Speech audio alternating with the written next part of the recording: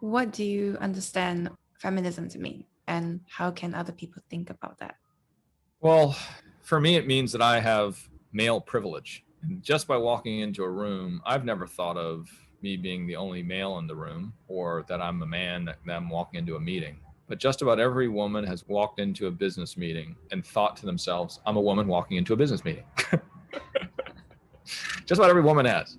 I've never thought if I'm a man walking into a business meeting, I don't have to think about those dynamics is an important thing to remember. And so feminism for me means remembering that all of us should have the opportunity for equity regardless of gender. And I know it also means to me that I have an advantage that I need to understand is not right, and that I need to work as a volunteer and as a learner to get it so that it isn't that way. And it is an embracive and understanding conversation, not an aggressive, separatist, divisionist approach. So feminism and being a feminist is not that to me. There are subgroups. There are many segments of women who face differing degrees of inequality. It's not like all women minus 20%. No, there are some that are minus 50%. There are some that are minus 5%. And we have to remember that. It depends on where you're from, what class you are, what ethnicity you are, what country you're in. These all,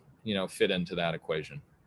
And so while you were working, you were volunteering. In 2012, that was when something really huge happened personally. Could you share how that all transpired?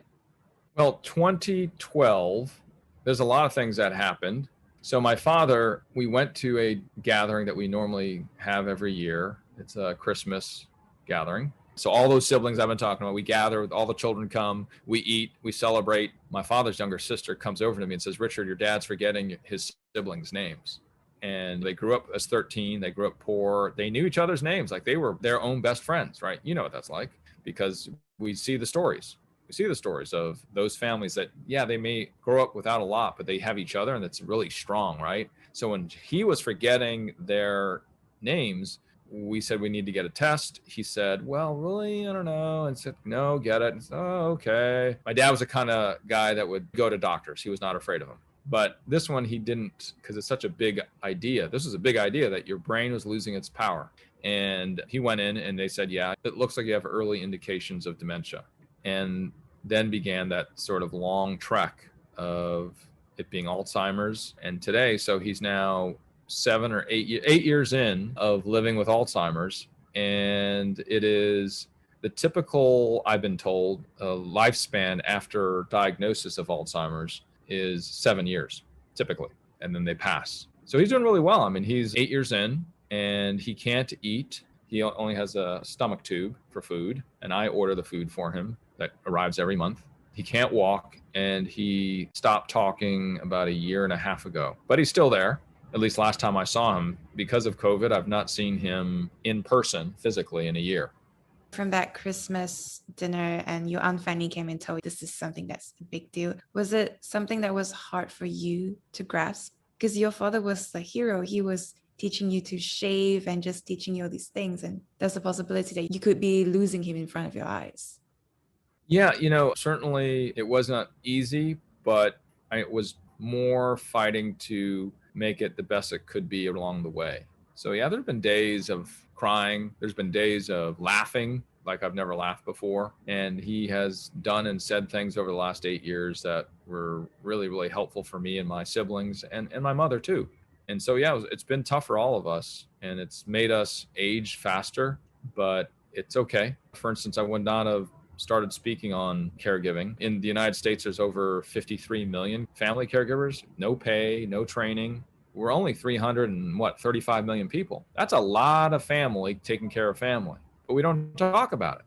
And so if it weren't for him sharing his journey, I wouldn't have tried to work part-time, because what happened therefore is I went into my boss's office and I said, my dad has Alzheimer's and I may have to leave my job. And she was amazing. She said, wait, hang on a second. I also take care of my mom in Florida. We're in New York. And she helped to find a place so I could work part-time. We talked about earlier, right? It's an 8-day-a-week job, 25 hours a day. And she, in her selfless way, helped me to find a solution. So I've been doing that now for 6 or 7 years. You were traveling like 500,000 miles a year, which is Yes. an insane amount. It's insane. When I hit 500,000 one year, I was just like, okay, that's just crazy. It was tiring. And then, yeah, it was interesting because the first 4 years, I think it was okay. Then he started tripping and falling, and he started getting lost, and he couldn't eat. He couldn't swallow. So he would choke a lot. I'd be standing on the subway platforms and getting at 3 a.m. because I'd take the early flight out Monday morning. I'd finish work at 11, get up, get on the subway about 3 or 4 o'clock in the morning and wait for the train to come. And sometimes you'd stand there and just go, oof, man, this is tiring. Because you have to take 2 trains, then you get there. It's 10 hours door to door. And you do that 2 or 3 times a month. It's a lot of travel. And how was it like coming up with the family caregiving plan? Because you have 3 other siblings as well. Yeah, well, I was working on it just now. In fact, before you and I talked, because my mother just fell and she's now at home and she's doing well. But we're also now figuring out caregiving schedules for my mother. And that's what we did before. We had a shared spreadsheet that we'd lay, and I felt comfortable doing that because remember back in Mrs. Fields' days, I had 35 people. And so the part-time caregivers and then the family caregivers, we just scheduled it out, and it was not difficult for me. It was difficult for the family because you have to find the people that can help because you can't do it alone. It reached the point where we had to get more help. And so we moved into a care community. My father left home, and that was always a tough decision. I think that there's some of the difficult topics that have to come up would be, how long do you keep like your father around because he's clearly going through a lot? How do you consider and deal with that kind of question? Yeah. The question I ask is, are we keeping him too long? Are we keeping him too long? And when I saw him a year ago, my sense was no. And the reason being is I would put on headphones, and then I had an amplifier because he's hard of hearing. And even though he can't talk, he still looks with his eyes and he still can move his arms. And so I said, if you can hear me, blink once. And then he blinked once. I was like, whoa, hang on a second. So I said, this is Richard. If you remember who I am, blink once. He blinks again. So he was still in there. Now, the question is, a year later, I don't know the answer. I see pictures of him. He seems like he's still the same. But yeah, it's a tough question. And I know it's going to be tough when we have to make that decision. And how has faith come into play throughout this entire period? Because you have also described him as being watching him die in front of me to being reborn, which is very faith-like. So how does it carry you through this period? Yeah, I mentioned earlier that it's like watching him die in front of me. But in the end, what the disease did do for him was to be reborn from the perspective of he was a very happy person when the disease started to strip away some of his concerns. Like, for instance, when he'd meet people and he would forget their names, he would say, I'm sorry, I have Alzheimer's. Now, in the Alzheimer's community, that's not common. People don't often self-declare, I have Alzheimer's when they forget something, or remember that's why they forgot something.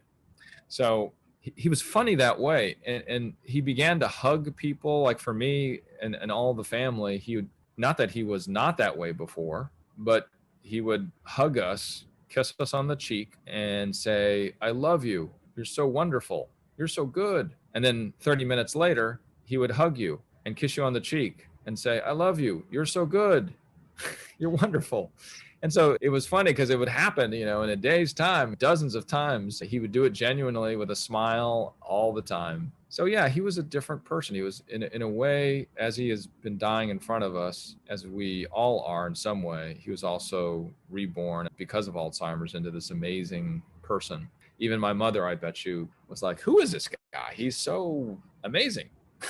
He's so nice. He's so loving. Not that he wasn't before, he was, but it's just a different expression of it, right? So yeah, I think there's a lot of religious and faithful themes that have run through the experience for us because my dad's a pastor and it's just the way that we are as a family. And it has certainly been supportive for all of us, all of the children and my mother along the way in ways that I don't think we would have known otherwise. And so it's the mysterious ways, as people say, of the way it works. And I think for my family, all of us just let it go. Like in the book, I don't typically talk about faith and religion. This is not, you can know me for 10 years, I won't talk about it because it's your business. And I respect that. If you are, great, it's your journey. If you don't, it's your journey, right? And it'll work itself out, I do believe.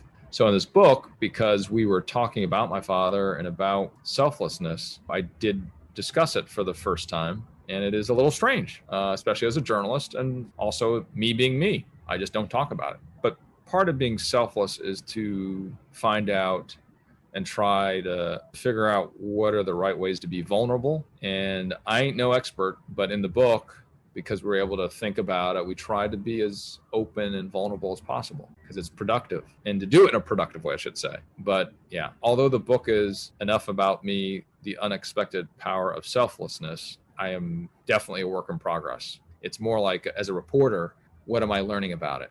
Not as, oh, I'm an expert on it, because I'm not an expert on that. But what I am is hopefully a journalist that really dug into it, brought in two researchers, really looked at the graphics and the data to get it to you, right? But not for a second did we want to say, oh, we know it all, because we don't. This book you talk about, which is available on 23rd of March this year, I was really impressed with the fact that it wasn't just your story, but you really, as you said, you brought in so many people in, like Palin. And so they really collaborated with research and scientific facts to back it up, and practical tips on how to be selfless. So what was the whole original idea behind writing this book in such a way? It was because I love business books, and business books have this sort of cadence of not only good stories, but also research that backs it up, and then practical applications. I like self-help books too, but this is the self-help book, because the focus isn't on ourselves, but it is about how to get better so we can be better at helping others, right? That's the idea. And so you have the researcher with Palin Kesabir, which you bring up, who is a partner in the book, and as well Alex Lowe, who's an assistant researcher to her.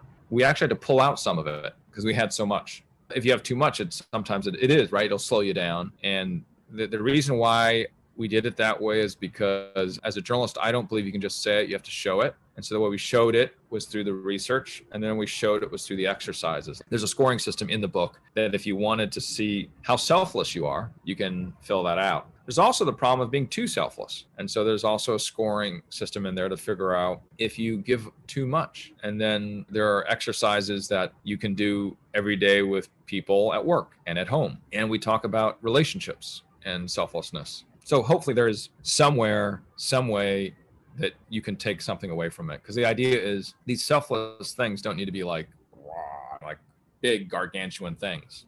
Like I say, Mother Teresa and Desmond Tutu. It can actually be every day. I mean, you always talk about how you need to build your muscle tone for being more selfless. And one of the things that stood out for me was chapter 11 on the 3 lunches. Could you share a bit about that? Because I thought that was really interesting. Yeah, there is a study out of Stanford that wanted to find out if the indicators of prejudice against somebody can go away. Is there a way of fixing it?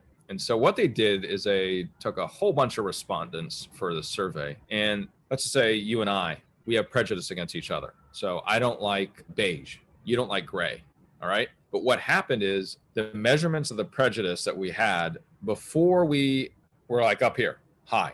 Then they had us meet 3 times. Coffee, lunch, going out, doing whatever, but meeting 3 times. And those indicators of having prejudice against beige and gray for both of us went from high to low, to almost just over 0. And what that showed is if we take the time to look outside of ourselves and reach out and spend time with other folks, that we can get rid of some of the misunderstandings of why we don't get along, why we don't like other people. Most often we don't, though, right? We stay in our comfort zones. And so 3 lunches is a very simple way of saying, I'm going to try something. So tomorrow when I go have lunch, or I am going to eat lunch or breakfast, how about I set up a time to meet with this person? It could be over Zoom like we are right now, or over Teams, whatever you use. And over time, we'll get to a better place.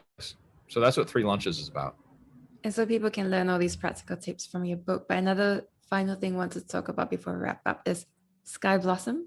That was your directorial debut, and it's been named by Variety as the top contender for 2021 awards season. And I love that you followed 5 students over 3 years, and there were people of color from the military family, and the youngest were 12 years old. They were caregivers at such a young age. What was the impetus behind creating this feature documentary? Yeah, I was talking about my dad and how all these things wouldn't have happened.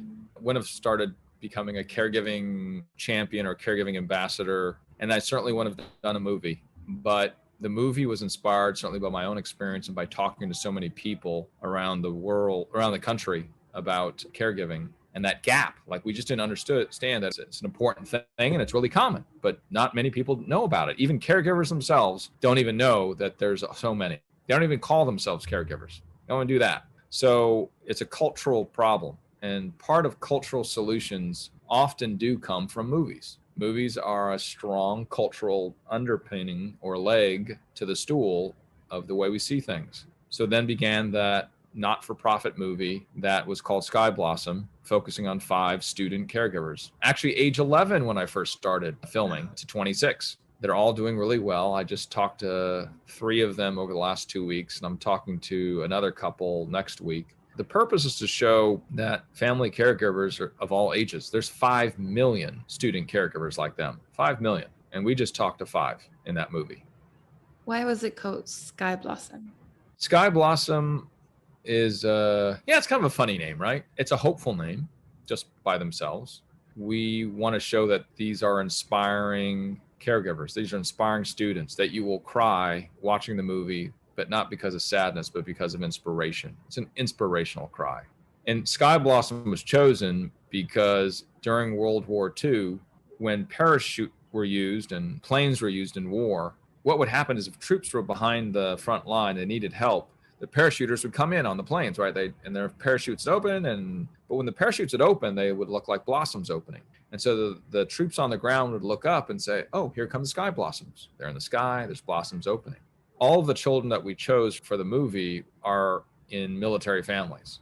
And they are the same idea of help behind the lines. They're helping at home. And they are like paratroopers parachuting in. And second of all, they are blossoming because they're students growing up and they're blossoming to be amazing, amazing people. And that's why we call it Sky Blossom, Diaries of the Next Greatest Generation, because they are special folks. They're learning how to care. When they become leaders and contributors and collaborators in their communities all around the world, that's going to go with them, that understanding of caring for somebody else. And that is an important quality today that I think is missing in a lot of places. I think amazing people are not just those that you were filming, but the crew behind it as well. Because you said you wanted to create one of the most inclusive crews. So you had 100% female-only people and like 1.5 million pro bono in-kind commitments over 4 years. How do you put that kind of a crew together? Yeah, we get lucky. And the thing is, we can be intentional and it can be done. I think there's a misunderstanding that it would mean a compromise if you did something differently. And us having a 100% field crew was certainly different, but we were better because they were all great professionals. And it was not difficult just to find a 100% female crew. It was difficult to find good people, which they were. They're good at what they do. And 94% of all the money that we raised was spent on gender and ethnically diverse contractors. 94% of all donations. And like you said, $1.5 million of what we raised was pro bono work. People leaning in and saying, we're going to charge you 50%. We're going to give it to you for free. And I was just blown away by that. So I think that the takeaway from that, the examples that you bring up is walking the talk, and it can be done.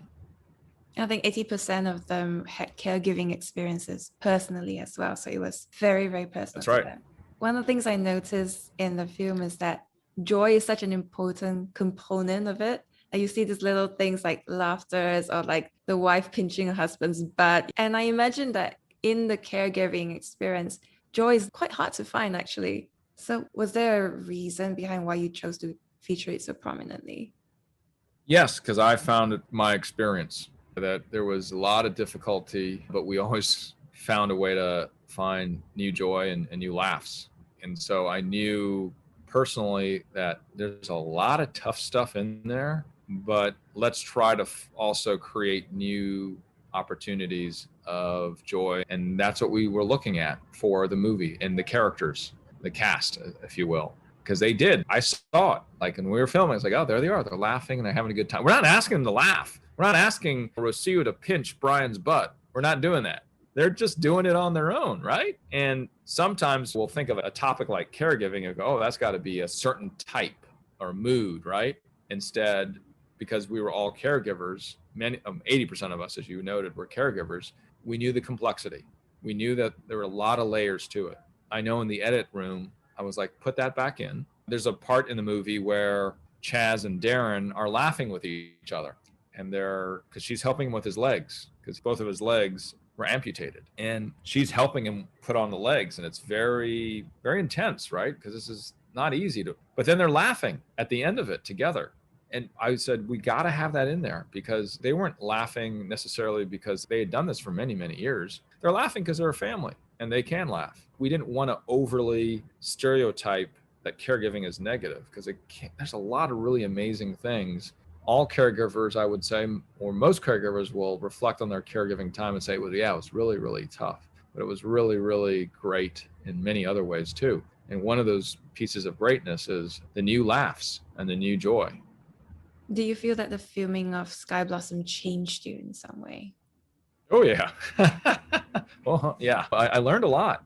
I was really blown away by these student caregivers and the depth at which they understood things, but were often represented. You remember when you were a teenager, the older folks would go, oh, your generation is so selfish. All you do is this, blah, blah, blah, blah, blah, blah. I got that too.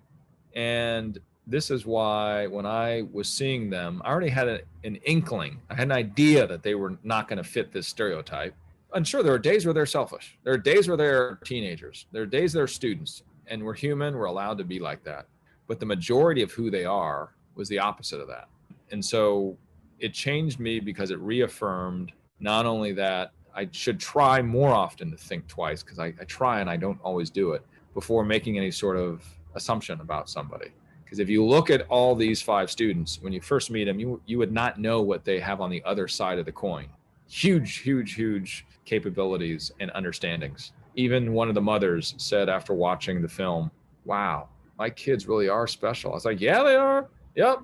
But sometimes when you're in it, you don't see it. Working with all these people and inspiring others as you are, I've noticed that you've said before, you always work on 3 options at one time. So what are the 3 options that you're working on now? Well, yeah, my thing is like every year on paper or on your shared document or on your whatever Word doc option you use is to write down the 3 things. If you could do anything in the world, what would they be right now? Like if you do any 3 things over the next 2 years, what would those be?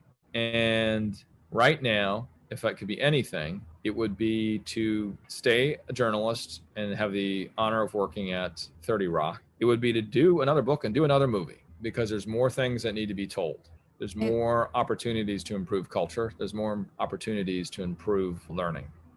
How can people listening to this, what's the best way for them to support you? If there is a story of somebody that you have seen that really inspires you because of the selfless things they do, share it. Thank you, Richard, so much for your time. I normally end all my interviews with these questions. So have you found your why? I am rediscovering the why and the answer to it over and over again. And I'm looking forward to the next time. I'm looking forward to this cycle as well, because the why is an important question and it changes, and expect it to change. And I do expect it to change again. What kind of legacy would you like to leave behind? That he didn't put too many people asleep. From watching movies and reading books.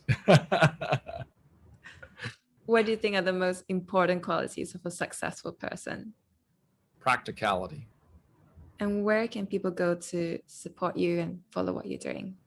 Skyblossom.com if you want to learn more about the film and what we've been talking about and where it can be seen. It is going to be widely released on a major streaming platform and a major cable network or 2 in May, as well as in DVD and in theaters as well in May. And this is all a not-for-profit effort. So I say all these things only, it's not like we're socking away money in a bank, but it's all not for profit. As I mentioned earlier, I've had 150 people involved in the movie, and there have been a whole bunch of people that have been putting in their own time. On the book, for more information on that, it's richardlouis.com. And that is also a not-for-profit effort. I'm donating all of the author proceeds to AARP, Alzheimer's Association, and the Asian American Journalist Association. So there's more information there, and you can check that out, or typically on social channels.